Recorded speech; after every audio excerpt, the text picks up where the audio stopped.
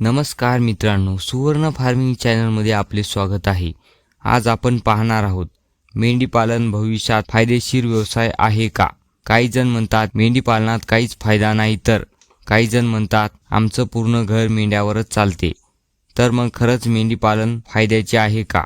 मेंढी पालन हा आजही ग्रामीण भागात जास्त केला जाणारा व्यवसाय आहे। मेंढी पालन कमी भांडवलातून सुरुवात करता येते। दूध डेअरी फार्म सुरू करायचा असेल तर लाखो रुपयाच्या म्हशी लागतील, लाखो रुपयाचे भांडवल लागेल। पण मेंढी पालन 10-5 मेंढ्यापासूनही सुरुवात करता येते आणि हळूहळू कळप वाढवता येतो। म्हणून मेंढी पालन व्यवसाय कमी जमीन असेल तरी करता येते। मेंढी पालनात कोकराच्या विक्रीतून उत्पन्न मिळते। मेंढी पालन केल्या की उत्पन्नाचे चक्र चालू राहते। मेंढी 1.5 वर्षात 2 वेद देते।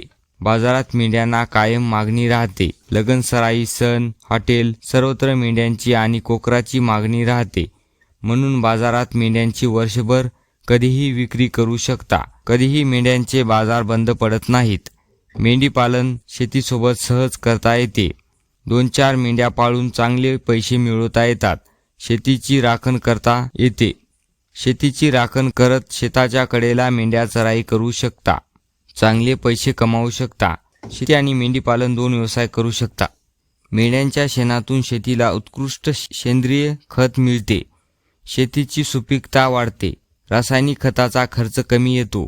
सेंद्रिय शेतीमुळे रासायनिक खत कमी लागते। मेंढ्यांना चराई क्षेत्रावर चराई केल्या तर चाऱ्याचा खर्च कमी लागतो। जर आसपास चराई क्षेत्र उपलब्ध असेल तर चारा खर्च मोठ्या प्रमाणात कमी होतो। चारा खर्च कमी लागल्याने नफ्यात वाढ होते। मेंढ्या कमी जागेत पाळायला जमतात। मेंढ्यांना बांधायला जागा कमी लागते। जर दूध व्यवसाय करत असाल, जागा जास्त असेल तर दूध व्यवसाय करायला अडचण येत नाही। पण जागा कमी असेल अशा वेळेस मेंढी पालन व्यवसाय करू शकता। मेंढ्यांना कमी जागा लागते। योग्य मेंढ्यांना निवारा केल्या तर कमी जागेत चांगल्या प्रकारे मेंढ्यांचा कळप वाढू शकता। जेव्हा पैशाची अडचण पडेल तेव्हा मेंढ्यांची विक्री करून ती अडचण पूर्ण करू शकता। शेतकऱ्याला अचानक पैशाची गरज पडली अशा वेळेस जर 1-2 मेंढ्या पाळत असाल तर मेंढ्या किंवा कोकरं विकून पैसे मिळवू शकता। 2-4 मेंढ्या असतील तरी कुठूनही पैसे काढायची गरज पडणार नाही। मेंढ्या पाळल्या तर हा सर्वात मोठा फायदा आहे। जेवढा कळप मोठा तितका जास्त फायदा होतो।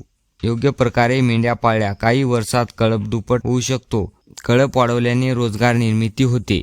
घरच्यांना तर काम मिळतेच पण लोकांनाही रोजगार देऊ शकता। मेंढ्या पाळायला कमी साधन लागते।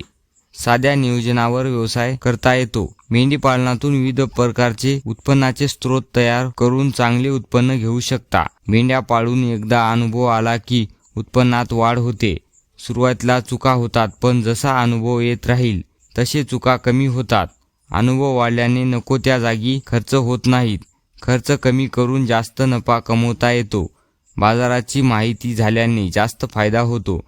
जर बाजाराची माहिती झाली तर योग्य वेळी खरेदी विक्री करता येते।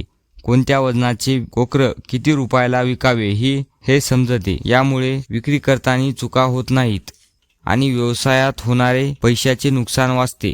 लोकसंख्या वाढत आहे, मटणाची मागणी वाढत आहे, तसेच सेंद्रिय शेतीचा कल वाढत आहे। त्यामुळे मेंढी पालनाचे महत्त्व वाढत आहे। मेंढी पालन व्यवसायात मेहनत, कष्ट, नियोजन केल्या तर फायदा नक्कीच होतो। ज्यांनी मेंढ्यांची योग्य काळजी घेतली, खर्चावर नियंत्रण ठेवले, बाजार समजून घेतला, त्याला या व्यवसायात चांगला फायदा मिळू शकतो। कळप वाढून जास्त फायदा कमावता येतो। मेंढी पालन हा भविष्यात फायदेशीर व्यवसाय आहे। आजच्या व्हिडिओत आपण बघितला आहे। पुन्हा भेटूया नवीन व्हिडिओमध्ये। तोपर्यंत धन्यवाद।